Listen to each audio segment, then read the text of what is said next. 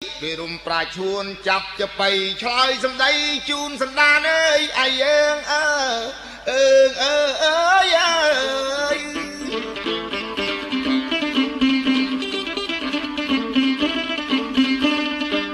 bởi chơi trong chơi cúp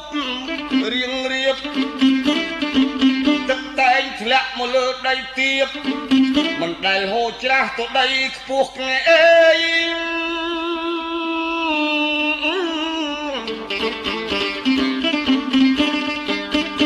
liệp sẽ đây haiនឹងសាក់យោត្រង់នេះបងប្អូនស្ដាប់រៀងរៀបមកគឺមិនដែលហូបច្រាស់ទៅចិញ្ចើមទេទឹកវាតែងធ្លាក់មកទីទៀតចំណែកឯខាងលៀបអូចវាធ្លាក់ទៅលើសេរីមនុស្សយើងមានវិជ្ជាចេះការងារនេះឆ្លើយបច្រាស់គេហៅថាអបតិរូបប៉ុន្តែខ្ញុំឆ្លើយគួបពីព្រោះបានជួបតាយបៃតាសាក់សួរទី4ទី3ឥឡូវឆ្លើយនេះនិយាយដោយរៀងរៀបទឹកបាក់ទៅលើទៀតចំណែកឯខាងលៀបភសការៈបុទល់តអ្នកមានរាសីមនុស្សយើងបើនិយាយឲ្យត្រឹមត្រូវតាមហេតុតាមការកើតមកពេលម៉ោងឆ្នាំខែខុសគ្នាកាលណាបានជាដូនតាយើងថរឹកចតាអន្សាកំណើតយើងកើតមកមិនចង់ឲ្យអ្នកណាមួយទុកភ័យក៏ប៉ុន្តែតែបើនិយាយទៅតាមវិទ្យាសាស្ត្រពីបុរាណលោកបានថាមនុស្សមានរាសីអ្នកណាដែលគេមានស័ក្តិយុខ្ពស់ល្បីអ្នកណាដែលគេមានរាសីលៀបសេរីតែងបាក់ធ្លាក់ទៅលើនៅហ្នឹងបើតាមសម្ពុតមកុដបវរថាឲ្យយើងខំធ្វើអំពើល្អសាងសច្ចធម៌ទាំងអស់គ្នាអេសច្ចខន្តីកតញ្ញូយកជាគំរូជននានាដែលគេកសាងអំពើល្អហើយមានសុខសួស្តីយើងទោះមានទោះក្រអំពើល្អកុំបំភ្លេចចោលអ្វីអំពើល្អហ្នឹងហើយនាំឲ្យមានលៀបសេរីអំពើល្អនាំមកនូវសុខសួស្តីបើយើងប្រព្រឹត្តអំពើសុចរិតគួរគប្បីលៀបជ័យនឹងកើតមកឯង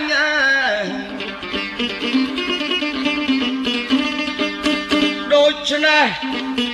លៀបប្រកាសវាធ្លាក់មកលើអ្នកមានរាសីអ្នកមានសុខសួស្តីអ្នកមានសច្ចធម៌ថាអញ្ចឹងមួយម៉ាត់អត់បាទអ្នកមានសុចរិតមានអំពើល្អ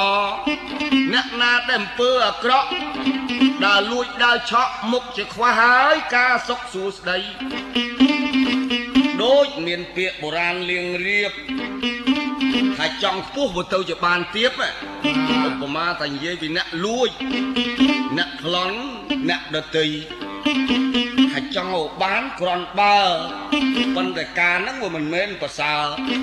ដល់គេស្គាល់មុខជួនកាលជាប់គុកហើយទាំងថ្ងៃចង់ខ្ពស់បានទៀតជាចើងចង់លៀបរែងបាត់ធន់ទៅបើអញ្ចឹងពាក្យនេះជាផ្លូវជាការអប់រំសង្គមមនុស្សយើងទំនើបថ្មីថាទឹកវាមិនដែលហូរទៅខ្ពស់ទេវាបាក់ទៅលើទៀបហើយលៀបវាបាក់លើសេរីលៀបឲ្យធ្លាក់លើសេរីបើយើងដឹងទាំងអស់ទាំងប្រុសស្រីខំធ្វើខ្លួនឲ្យល្អកាន់ធម៌សុចរិតដូចខ្ញុំបាននិទានស្ដីវាខ្វះអីលៀបមុខជាហូរចូលមិនខាតអីអើយបើខ្ញុំថាប៉ុណ្ណឹងតាកំខឹងស្ដាប់បានឬមិនបាទ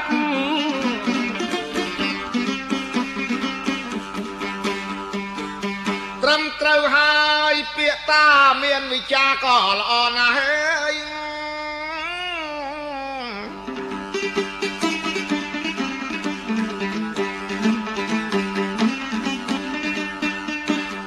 ខ្ញុំបានក៏ស្ដាប់ច្បាស់អត់មានខ្វះពីអ្វី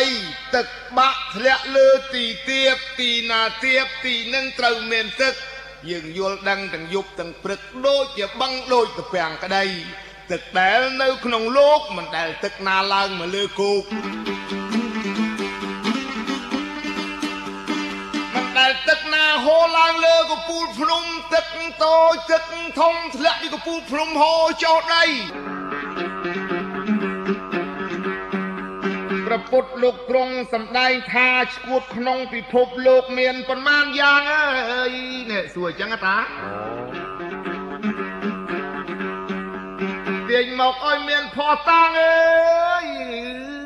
ឈួតនេះឈួតមកពិភពលោកស្ដាប់ឲ្យបានកុំឲ្យសង្ស័យតើមានប៉ុន្មានយ៉ាងទាញផោះតាំងកាត់ដោយខ្លីៗ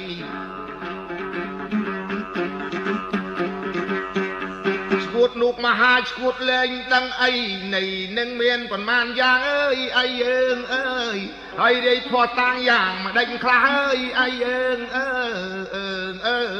យយើង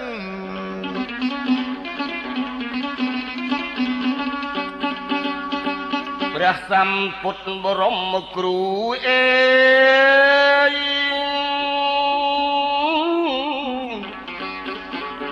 មានពុទ្ធដីកាជាគំរូឈួតក្នុងលោកីច្បាប់បុរាណយើងថាមានតែឈួត8ណាបាទតែឥឡូវនោះអង្គប្រសាស្តាលោកបានមានព្រះអស់ពីព្រះអង្គប្រកាសត្រង់តាមសាច់ធម៌ឥឡូវតាវហាចង់សួរកាយខ្ញុំស្ដីខ្ញុំសូមរៀបរាប់មិនមែនចេះឯងដឹងឯងព្រះទ្រង់សម្ដែងខ្ញុំក៏មិនមែនអួតបាទព្រះពុទ្ធថាទៅទីឈួតខ្ញុំសូមនិយាយភាសាបាលីទី1កាមុំមត្តកោទី2សរុមមត្តកោហើយចំណែកទី3កោធុមមត្តកោនេះពាក្យមកចេញពីបាលីដល់ទី4គឺអវ័យហៅទៅទឹកធំមត្តកោដល់ទី5មោហុំមត្តកោខ្ញុំប្រែមកសូមជម្រាបមិនទាន់ឲ្យប្រែមានព្រៀបដល់មួយទៀតយ៉ាងណាយៈខុមមត្តកោបត្តមត្តកោទី7ដល់ទី8ប្រការវិនិច្ឆ័យយមមត្តកោប្រែមកចេញវិគិតថាគាត់ទៅរៀបរាប់មេតិកាជូនតាត្រឹមប៉ុណ្ណឹងអីអើយគឺមាន8យ៉ាងទាញផោះតាងឲ្យបានដឹង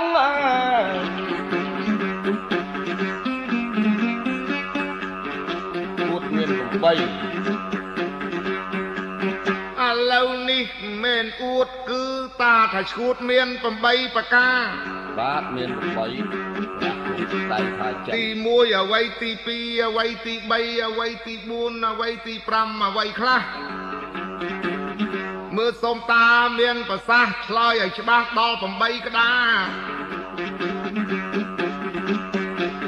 បកប្រែជាចេញពីបាលីជូនលោកយាយជូនលោកតាជនជាតិញាតិខេមរាបកស្រាយឲ្យអស់ទាំង8ប្រការចេញពីភាសារបស់បាលីអើយអីយើង